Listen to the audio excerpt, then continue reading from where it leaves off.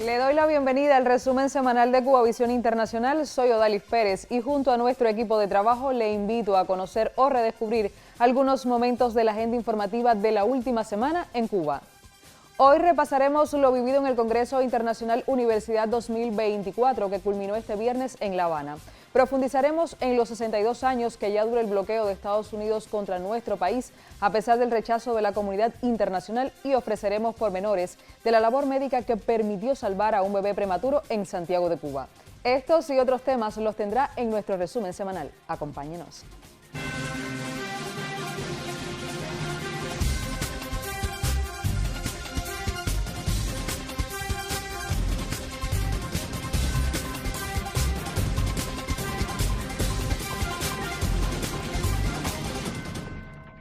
Ciertamente esperamos que los esfuerzos organizativos y tecnológicos desplegados para hacer realidad el reencuentro permitan cumplir las expectativas y faciliten el debate y nuestro crecimiento como gestores y actores de la educación superior. La actual edición del Congreso ha sido conformada a partir de 2.225 ponencias, de ellas 1.814 nacionales y 411 extranjeras, recibidas y evaluadas por su comité científico, las cuales serán presentadas a través de las diferentes modalidades en las sesiones programadas por los 7 simposios.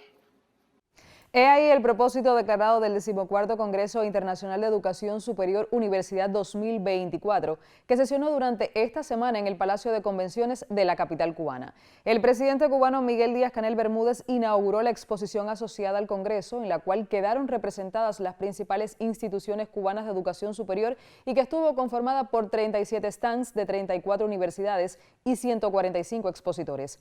Bajo el lema Educación Superior del Futuro, Transformación Social, Calidad, Pertinencia y Sostenibilidad, el Congreso fue un ámbito de intercambio y reflexión acerca del compromiso de las instituciones académicas con el progreso de nuestros países y en el contexto de la Agenda 2030 para el Desarrollo Sostenible. Entre las delegaciones más numerosas estuvieron las de Brasil, México, Ecuador, Estados Unidos, Colombia, Hungría, España y Rusia respectivamente. El Congreso incluyó los foros de ministros y autoridades de educación superior, los objetivos de desarrollo sostenible, las visiones prospectivas de la UNESCO y la tríada conocimiento, innovación y desarrollo sostenible. Más que decirlo yo, mejor que sean los participantes quienes expongan los aportes de esta magna cita de la enseñanza superior en el mundo. Compartimos algunas de sus valoraciones. Tenemos aquí 17 representantes de instituciones de educación superior y de investigación francesas, porque tenemos varios programas de movilidad, de intercambio científico. Hemos decidido, a la petición del mes, trabajar con ellos para que hagan su propia estrategia para internacionalizar sus formaciones, acoger más estudiantes, enviar más estudiantes, interesar a sus profesores, fomentar más el aprendizaje del idioma, la interculturalidad en las universidades. Todo esto lo vamos a trabajar juntos entre ahora y el año 2025. Y para eso también se hace el Congreso Universidad, o sea, para que Cuba completa, en el contexto inigualable que nos da el sistema de gestión de gobierno basado en ciencia e innovación, pueda aprovechar oportunidades como esta y establecer relaciones para la superación de su gente, para el establecimiento de proyectos de investigación y científicos, técnicos y otros. Después de haber atravesado una pandemia que removió los cimientos de toda la humanidad y en medio de una crisis internacional muy profunda, es un espacio importantísimo de intercambio entre los académicos del mundo en función de un pensamiento renovador, crítico pero constructivo, que busque enaltecer los valores humanos que hoy, dadas las circunstancias, se ven un poco en crisis. Por ejemplo, nosotros tenemos algunos proyectos de investigaciones de carácter internacional que impactan en la sociedad. Estamos hablando de la formación de directores de escuela, cómo formar el liderazgo en directores de escuela, cómo influyen esos directores de escuela en la membresía de la institución para buscar respaldo significativo en las actividades que se convocan con fines comunes, objetivos comunes. Yo creo que ahí se crea un clima agradable, un clima organizacional que provoca esa satisfacción grupal. Aquí en el Congreso no solo participan profesores de la universidad, también participan directivos del gobierno, participan decisores políticos que de alguna manera el aprender aquí permite que se modifiquen políticas, que se modifiquen escenarios y es una manera a la vez de, como comentaba ahorita, de transformar e innovar en las nuevas prácticas.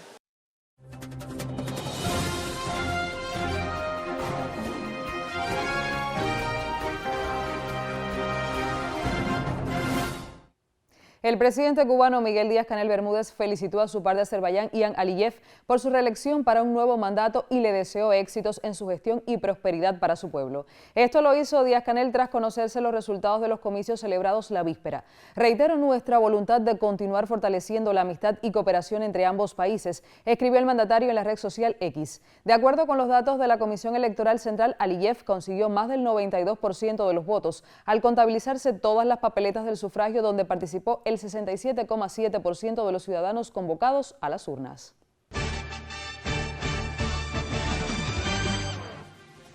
El presidente Miguel Díaz-Canel Bermúdez decretó esta semana duelo oficial en Cuba por el fallecimiento de su par de Namibia, Hey Godfried Geingob, en homenaje al entrañable amigo de este país caribeño. En varias ocasiones, el líder namibio denunció públicamente el bloqueo de Estados Unidos contra Cuba. Recibió la Orden Carlos Manuel de Céspedes en 1994 y le fue otorgada la Orden José Martí, que se entregará póstumamente. Geingob participó en el servicio conmemorativo por la muerte del comandante en jefe Fidel Castro, hecho ante el cual el gobierno de Namibia, que él presidía, declaró 3 días de duelo. La Embajada de Cuba en Washington, D.C. acogió un encuentro con cubanos residentes en Estados Unidos, quienes compartieron inquietudes y propuestas para estrechar aún más los vínculos con su nación natal. El intercambio constituyó una extensión de recientes diálogos que tuvieron lugar en La Habana durante la conferencia La Nación y la Emigración. Los presentes hicieron un llamado a la comunidad cubana radicada en Estados Unidos para unirse en la lucha por el desarrollo de la nación caribeña, la eliminación del bloqueo y excluirla de la lista terrorista, teniendo en cuenta los daños que esto representa para todas las familias. Con la firma de 3 acuerdos concluyó la reunión del Comité Gestor Binacional Brasil-Cuba, lo que ratifica la coincidencia de áreas estratégicas y proyectos de alta prioridad en materia de salud para ambos países. Entre los documentos resalta un memorándum de entendimiento entre BioCuba Pharma y la Fundación Oswaldo Cruz, Fiocruz, de Brasil. La presidenta de BioCuba Pharma, Maida Mauri, destacó la cartera de proyectos y productos innovadores dirigidos a tratar los problemas sanitarios como el cáncer, la diabetes mellitus y las enfermedades neurodegenerativas, y apuntó la intención de trabajar con una mirada que beneficie no solo a Cuba y Brasil, sino también a otras naciones de la región y del continente africano. Honduras y Cuba realizaron la 4ª ronda de conversaciones sobre temas migratorios y coincidieron en la importancia de concertar mecanismos de colaboración bilateral en ese ámbito y en el consular. Durante el encuentro, las delegaciones examinaron el comportamiento del flujo migratorio entre los dos países. Asimismo, se evaluó la realización de acciones conjuntas encaminadas a desestimular los actos ilícitos asociados a la migración irregular y a garantizar un flujo migratorio regular, ordenado y seguro. La anterior ronda de conversaciones había tenido lugar en noviembre de 2022 en La Habana.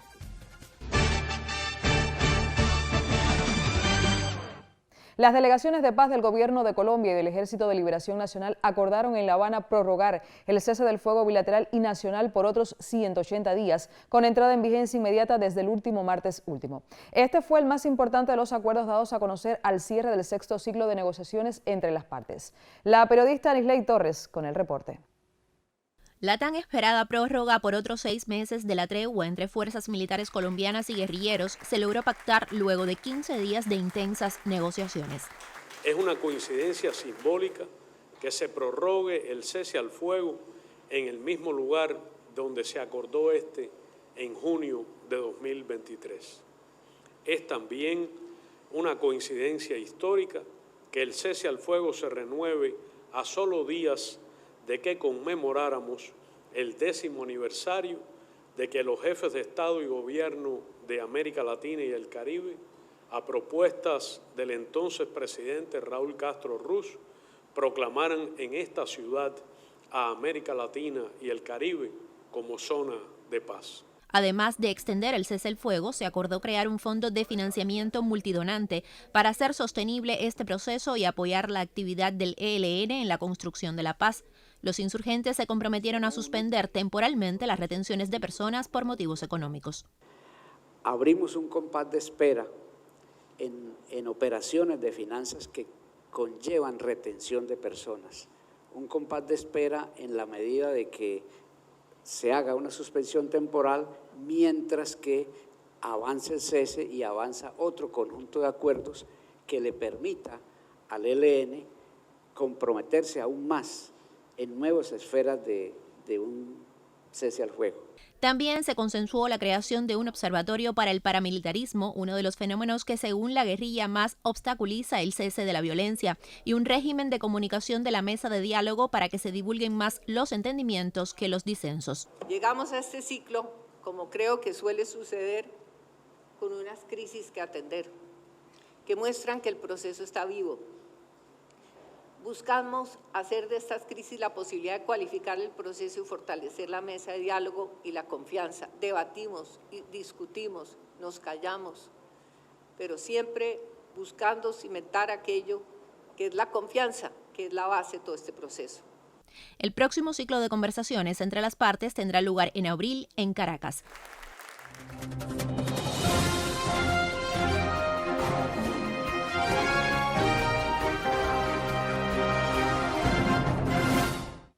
El Complejo Científico Ortopédico Internacional Fran País de La Habana acogió un curso taller con técnicas novedosas en la cirugía de la mano tetrapléjica y la parálisis braquial obstétrica.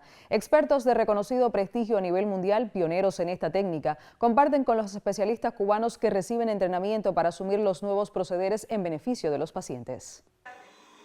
La cirugía de la mano tetrapléjica a partir de la técnica novedosa desarrollada por el profesor brasileño Jaime Bertelli y que la Fundación Española de Cirujanos Ortopédicos Dr. Soldado también ha asumido, viene a mejorar la calidad de vida de pacientes que lamentablemente han quedado con sus miembros superiores severamente afectados en su movilidad y funciones tras daños en la médula espinal ocasionados por diversos traumas. La técnica ahora consiste en cambiar nervios de una posición hacia la otra. Y hasta el 2010 no se hacía este tipo de cirugía, los pacientes no tenían la posibilidad de abrir los dedos y cerrar los dedos. Entonces es un avance grande para los enfermos que después de un trauma raquimedular no tienen ningún tipo de movimiento en los brazos. Y una cosa muy importante, que este tipo de cirugía, los resultados son mejores cuando se opera antes del primer año del accidente. Hasta las salas de hospitalización del Fran País llegamos a menos de 24 horas de las primeras cirugías.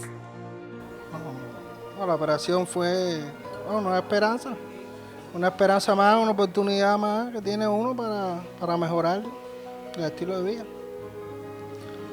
¿Sabes? Tenía las manos, no podía hacer muchas cosas. Esta operación es una oportunidad más. A 24 horas de la operación ya estás moviendo la mano. Sí, hay algunos cambios. Ya sienten más los dedos. Sienten las conexiones con las muñecas. Yo movía bien las manos, bastante bien. Pero los dedos era lo que no podía agarrar. Agarraba cosas, pero no muy bien. Y ahora espero con esta operación me pueda facilitar muchas cosas para mí, para comer, para todo. Y ya, le doy muchas gracias a todos los médicos que han estado conmigo aquí y me han apoyado bien. Me siento muy agradecido. Lorenzo, quien desde hace 4 años comenzó la rehabilitación tras un accidente, logró mejorar, pero aún caminaba con mucha dificultad, apoyado en muletas con su pie y brazo izquierdo inmóviles. Estamos contentos ya que en el primer día se disminuyó la fuerza de espasticidad de la mano, son movimientos involuntarios, y él adquirió un control de esta mano. Entonces, un día después de la cirugía, esto es muy bueno, significa que va a mejorar, es un buen pronóstico. Hoy Ana Yancy es feliz porque su hijo sostendrá con sus 2 brazos al pequeño nieto, motor impulsor de Lorenzo para continuar en su rehabilitación. Veo como un pequeño control, algo que él había perdido, que no pensé que nunca eso iba a suceder. Gracias a ustedes, se unió la ciencia con los milagros que ustedes pueden hacer. La verdad, muchas gracias, más que agradecida con ustedes. Estoy muy esperanzado de que esto avance, progrese, y quisiera dejar claro el agradecimiento infinito a estos profesionales que han venido desde hace unos días y van a estar por aproximadamente 2 semanas compartiendo con nosotros absolutamente todos sus conocimientos, toda su experiencia y el corazón tan grande que tienen. Hace 6 años que a mí me imputaron la piel y ya entonces empezaron a existir los problemas, que no hay el medio que tú me lo puedas dar, valga lo que valga, no hay. No podemos insertarnos en nada, porque si vas a reparar una muleta, no hay. Si vas a buscarte una silla de ruedas, también tiene problemas porque no hay silla de ruedas. Las gomas estas se desgastan. ¿Dónde tengo? No hay goma. La idea sin bloqueo sería lo ideal. Es mucho mejor todo sin bloqueo. Puesto que tú me puedas ofertar mañana una de las cosas que a mí me hacen feliz y prestar un servicio real, que es lo que a mí se me debe dar. El 7 de febrero de 1962, el entonces presidente de Estados Unidos, John F. Kennedy, declaró el bloqueo unilateral de ese país contra Cuba mediante la Ley de Ayuda Externa de 1961, cumpliendo así el mandato expresado por el Congreso. A propósito de cumplirse 62 años de la oficialización del bloqueo de Estados Unidos contra Cuba, les presento un material que nos acerca a la historia pasada y presente de esa política genocida. El subsecretario de Estado Lester Mallory tenía claro que el camino para derrocar a Fidel Castro en Cuba no podía ser solo mediante la fuerza. En fecha tan cercana al triunfo de la revolución como el 6 de abril de 1960, los Estados Unidos se trazaron el objetivo de derrocar al gobierno cubano a través del hambre y la desesperación.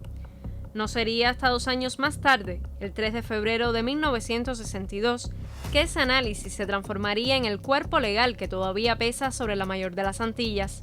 Al firmar el presidente John Kennedy la orden ejecutiva presidencial número 3447, se decretaba el bloqueo total a Cuba.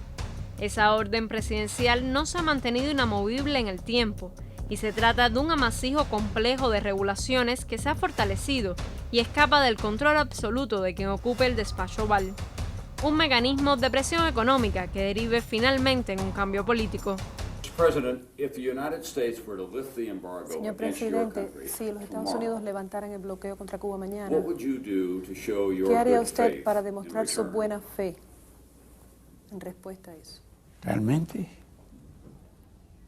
comerciar con Estados Unidos. Porque nosotros no tenemos embargo con Estados Unidos. Creo que sería un paso importante para la mejoría de las relaciones. Ayudaría a nuestro desarrollo, ya que es muy difícil hoy cumplir esa tarea. Con un embargo, más que un embargo, con una guerra económica contra Cuba, que es la que lleva a cabo Estados Unidos. De acuerdo con cifras oficiales, los daños acumulados durante más de 6 décadas de aplicación de esta política ascienden a más de $154.000 millones. Se puede decir con suficiente confianza. We can say with strong confidence, in all confidence, que el actual gobierno de los Estados Unidos, el actual, el de Joseph Biden, es el que con más agresividad y eficacia ha aplicado el bloqueo de todos los que ha conocido la Revolución Cubana. A este panorama se suma la inclusión de Cuba en la lista de países patrocinadores del terrorismo. Una decisión que el presidente Joe Biden pudo dar marcha atrás apenas llegar a la Casa Blanca, según declaró el viceministro de Relaciones Exteriores de Cuba, Carlos Fernández de Cosío. En el momento en que él se inauguró, esa medida ni siquiera había tomado efecto aún. 45 bancos e instituciones financieras que tenían una vieja relación con Cuba, cortaron el vínculo con nuestro país. Un pase de cuentas a Cuba por mantener durante más de medio siglo una postura coherente en el terreno internacional y la no intromisión en la política doméstica de los intereses de la nación más poderosa del mundo, la que desoye cada año la demanda internacional por el fin de esa política genocida en las Naciones Unidas.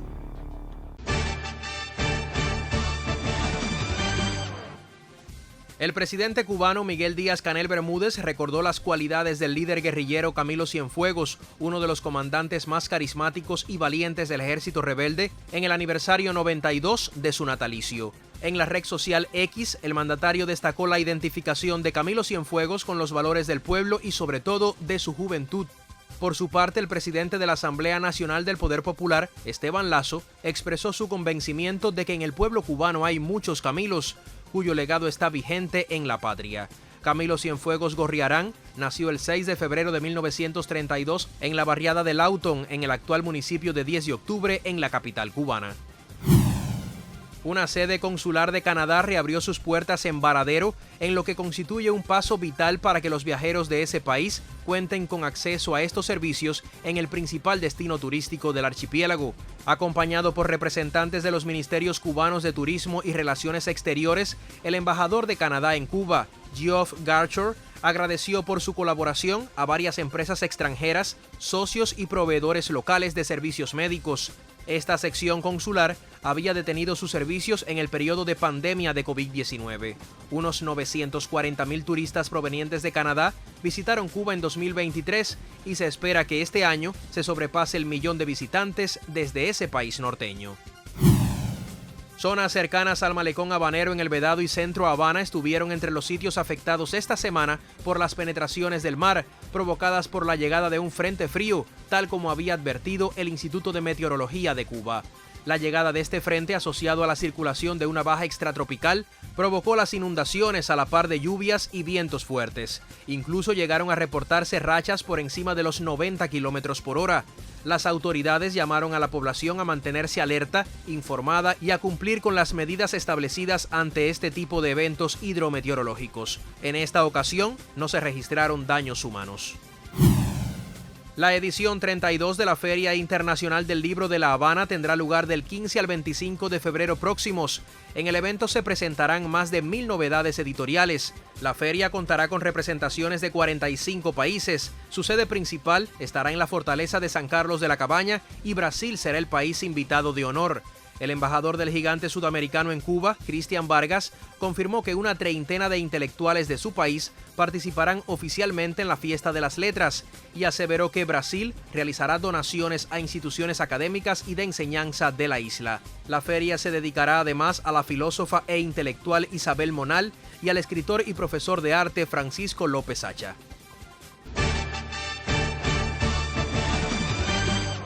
A finales de 2023, especialistas del Hospital Ginecobstétrico Tamara Bunke de Santiago de Cuba vivieron momentos muy tensos para salvar la vida de Abraham, quien según las estadísticas fue el neonato con menor edad gestacional y bajo peso al nacer, salvado por la salud pública en esa provincia del oriente cubano. Veamos su historia.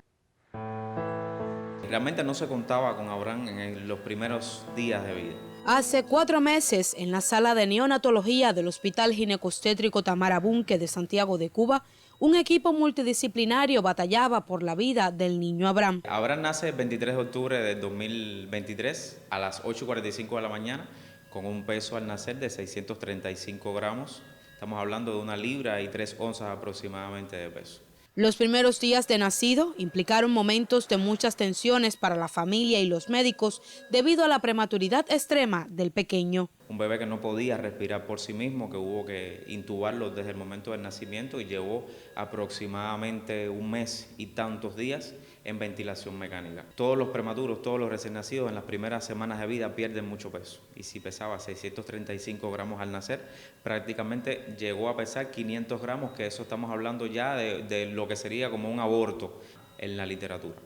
Afortunadamente fue un bebé muy agradecido porque respondió a todo, absolutamente todo lo que se le hizo en el departamento. Todas las conductas médicas y de enfermería que se tomaban, Abraham respondía a esos tratamientos. Al inicio los pronósticos fueron bajos. No por gusto sus padres decidieron ponerle a Abraham nombre bíblico considerado como el padre de la fe, pues cada día el niño que solo cabía en una mano fue salvado por la salud pública cubana. Abraham nos enseñó, porque Abraham realmente fue una escuela o es una escuela. Abraham nos enseñó que cuando las cosas se hacen con amor, cuando todas las decisiones se toman en conjunto y se escucha la opinión incluso hasta de los menos expertos, los que menos experiencia tienen en el tema, las decisiones que se llegan a tomar realmente son las mejores para el paciente. Abraham se discutía todos los días con el ministerio, con los neonatólogos de La Habana. Abraham se discutía con neonatólogos en Cienfuegos, porque todos los días los médicos, cuando llegábamos, decíamos, hoy estudié tal tema, hoy averigüé tal cosa. ¿Qué podemos hacer para tratar de mejorarlo? ¿Qué podemos hacer para tratar de mejorar su estado nutricional? O sea, realmente Abraham fue una escuela. Gracias a la operatividad de médicos, enfermeras y el empeño de todo el colectivo de este centro asistencial, hoy con 99 días de vida y de estadía hospitalaria, además de su adecuada recuperación nutricional, el niño Abraham o Luisito el Inmortal, como le llamaban cariñosamente, alcanzó su peso de 2.500 gramos. Para nosotros realmente fue un reto. Un niño con estas características tiene elevada morbilidad, mortalidad y por ende su supervivencia es mínima. Esto está relacionado por la inmadurez de sus órganos y sistemas, todas las patologías que acompañan, complicaciones y el intensivismo que son sometidos. De todas formas, gracias al trabajo mancomunado de todo el colectivo, hoy estamos disfrutando el que Abraham se va de alta. Realmente para nosotros nos llena de júbilo y de satisfacción. Todos estamos extremadamente felices porque dar un niño a una madre que por demás no tenía ningún hijo, es un logro muy grande. El actuar del personal de enfermería ha sido fundamental.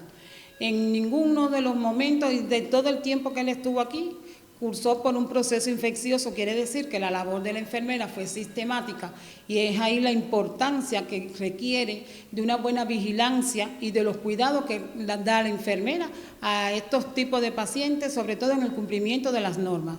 Para la abuela y madre de este meñique, validan la dedicación de los galenos santiagueros que permitieron que ambas vivan la experiencia más gratificante para una familia. Es un placer inmenso lo que se siente, un cariño por todas las personas que nos han ayudado, que han atendido al niño desde el primer día de su nacimiento hasta estos días, todo el personal del hospital.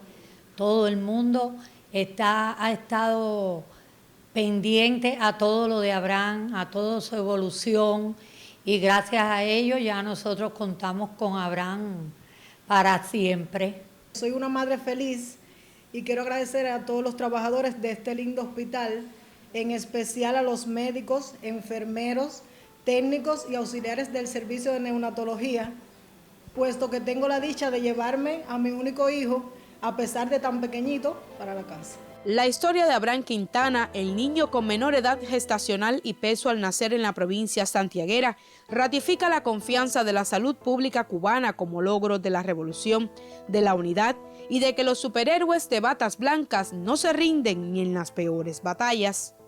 Desde Santiago de Cuba, el camarógrafo Santiago Martí y Dailin Herrera Vallar, Cubavisión Internacional.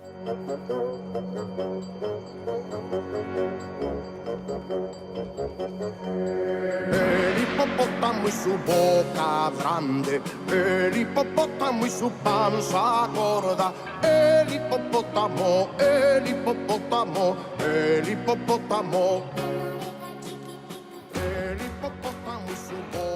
Sin duda es una historia bien singular. Y ya que hablamos de niños, vamos a despedirnos con un tema que ofrece una mirada infantil, El hipopótamo, de buena fe, premiado en la última edición de Lucas, el concurso del videoclip cubano. Nosotros nos vemos dentro de 7 días. El hipopótamo, el hipopótamo, el hipopótamo, aprovecha y desengancha.